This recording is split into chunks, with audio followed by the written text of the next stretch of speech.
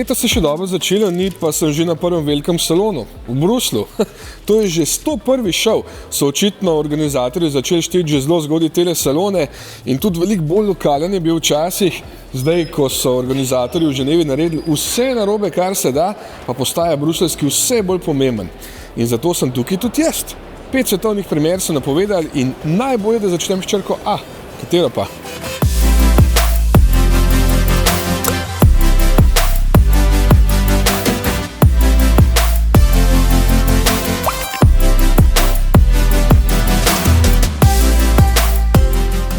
Alfa Romeo Junior. To je njihova naslednja velika novost in verjetno nova Alfina uspešnica. Sicer smo Junior že videli v električni izvedenki, ampak ta je nova, hibrida, po domače hibrid. Ta bo skrbela za dobre prodajne številke. Če kaj spremljate avtomobilizem, veste, da je Alfa zdaj del skupine Stellantis, kar pomeni tudi, da z njimi deli večino pogonov in tega že kar dobro poznamo iz Peugeot in Citroenov, pa Opel seveda. 1,2 litrski bencinski turbomotor ima 48-voltno omrežje, zraven je še 21 kW elektromotor, menjalnik je vedno dvosklopčni 6-stopenjski in baje naj bi na elektriko prevozil več kot 50% voženj. Verjetno so mislili v mestih, a ne? Velike možnosti pri opremi, meni se pa najbolj dopadajo športni sedeži Sabelt in taka lepa 18-palčna lita platišča. Še bolj atraktiven pa bo Junior Veloce, ta pa je na elektriko. Kar 207 kW imam, to je 280 konjev, zato bo to daleč najbolj dinamična različica Juniorja. Imel bo tudi najbolj neposredno krmiljenje v razredu, pa torsen zaporo diferenciala na sprednji osi. Za dinamične voznike pa bo daleč najbolj pomembna masa. 1590 kg naj bi tehtal, kar je presenetljivo malo za električni križanec. Sprednje zavore imajo kar 380 mm čeljusti, 4 bate, 25 mm nižje podvozje in platišča so kar 20-palčna, zato pa zgleda toliko atraktivno, ja. No, tudi to moram povedati, da ima baterija 54 kWh, doseg je 410 km, kar je zame sicer utopija, ampak okej. Je pa pospešek do 100 na uro 5,9 sekunde in končna hitrost 200 na uro.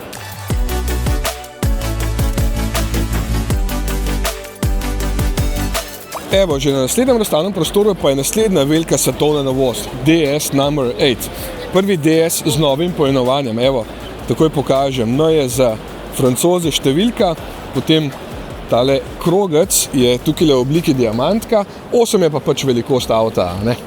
To je novi zastavonoša znamke, velik avto, 4,82 metra je dolg, za 1,9 metra tudi širok, zato je v kabini res veliko prostora in francoskega udobja. Se vidi, da so posnemali prvi DS iz leta 1955 in SM iz 1970, čeprav je to prvi DS, ki je zasnovan kot čisti električni avto. Francozi pravijo, da bo to najbolj umirjen električni avto na trgu, čeprav bo opazen in dovolj poseben s temi lučmi pa dvobarvno karoserijo. 97,2 kWh naj bi ponujala baterija, zato bo tudi doseg odličen. Po VLTP obljubljajo kar 750 km in celo po avtocesti naj bi jih prevozil 500, ker ima odlično aerodinamiko. Od 230 do 350 konjev naj bi imel z enim ali dvema elektromotorjema, polnil se bo znavec 160 kW na enosmernem toku, na izmeničnem pa v začetku z 11, kasneje pa z 22 kW. Na cestah naj bi bil v sredini leta. Če ste bolj za klasiko, bodo pa za vas verjetno bolj DS-i 3, 4 in 7 Edition France, ki prinaša črne dodatke z zlatimi poudarki kot poklon francoski kulturi in Parizu po noč. Niso namenjeni najdražjemu paketu opreme, da bodo vsi DS-i izgledali lepo, zato so tukaj še večja platišča, 360-stopinjske kamere, pri 7 še paket asistenčnih sistemov in volan z zlatimi šivi. No, te pa že lahko naročite. Gremo dalje. Citroen C5 Aircross bo takšen, ja, smo ga že pokazali v Parizu jeseni. Mercedes-Benz pa kaže obliko novega CLA, ki je tukaj seveda še lepo zakrita, ampak občutek pa imate, a ne?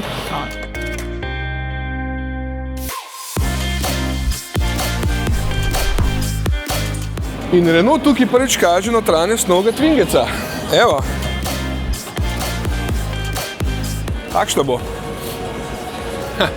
K nam pa je pripelje enkrat naslednje leto. BYD v Evropi prvič kaže Atto 2, tudi mali električni B SUV z 42-kurno baterijo, skoraj enak veliko oziroma majhno baterijo ima tudi Fordova električna Puma s precej velikima prtljažnikoma, zadaj seveda ohranja Megabox. Še bolj zanimiv pa bo za vse baje poceni Instar, to je mali električni avto, tukaj kažejo še zdaj izvedbo Cross z 49-kurno baterijo. Najbolj zanimiv pa je, da so materiali za ta avto posneli na našem Nanosu. Seveda ima Hyundai tudi velike, to bo novi Ioniq 9 s 3 vrstami sedežev in kar 110-kurno baterijo. KGN, ki smo ga včasih poznali kot SsangYong, pa kaže svoj novi Action. Ime združuje besedi Action in Young, sicer pa je precej podoben Touresu tamle zadaj in ima tudi 1,5 litrski bencinski turbomotor.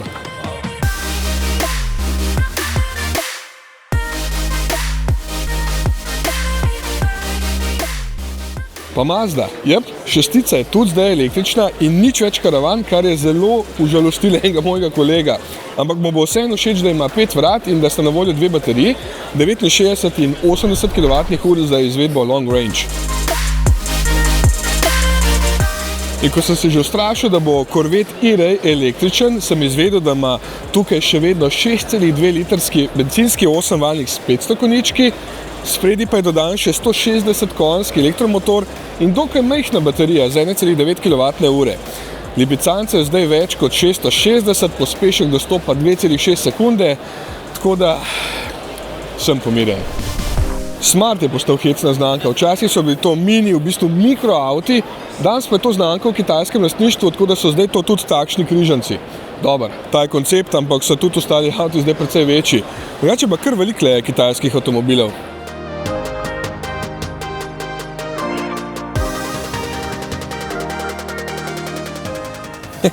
Tale Microlino mi je totalno všeč. Majhen električen avtak, spominja na Iseto, proizvajajo se bo pa v Evropi. Noro, ne? Vrata kar v nosu. Tesla kaže svoj Cybercab, ki naj bi v prihodnosti preplavil ulice in če bo to res, bodo ceste zelo dolgočasne, ker tako brezizraznega avta pa že dolgo nisem videl. Ampak vse to je namen, ne? Da smo vsi isti. Zato je meni malo bolj zaigrati srce tukaj pri Rimacu oziroma pri Bugattiju. Evo, tole je Bolid Type 35 Homage. Samo 40 jih bodo naredili, ima 8-litrski motor V16 s 4 turbinami, 1600 konji, hitrost je pa elektronsko omejena na 380 na uro.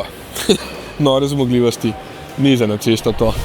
Prvič lahko v živo kjerkoli vidimo tudi prenovljeni Škodin Enyaq, kar takoj v obeh različicah, torej tudi v teli z nižjo streho zadaj, ki jo oni pravijo kupe, mi pa dobro vemo, da to ni noben kupe, ne? To, nova je maska, ki jo je prvič pokazal Elrock, zdaj pa jo bodo imele postopoma vse Škode, da bodo že oddaleč prepoznavne.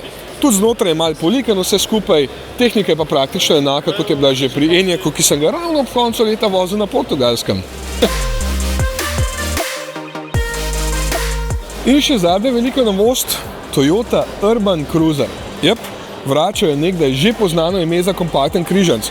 V bistvu zelo cool ime, ker je točno to, urbani križanec. Tehniko si deli s Suzukijem e-Vitara, kjer bosta oba nastajala tudi na isti proizvodni liniji, sicer pa ima prilagodljivo zadnjo klop, 2 bateriji, 49 in 61 kWh, moč motorja pa od 106 do 135 kW pri 4-kolesnem pogonu. Ja, tudi Toyota se je vdala električni noriji, tako da bo kar nekaj takšnih avtov še v prihodnosti. Ja, jaz pa se vračam. Ne še domov, ampak k svojim sanjam. Ja? To takle Lambo ni švoh. Ja, noro. Koliko malo avto je še s pravimi motori. Noro, kako hitro se vse spreminja.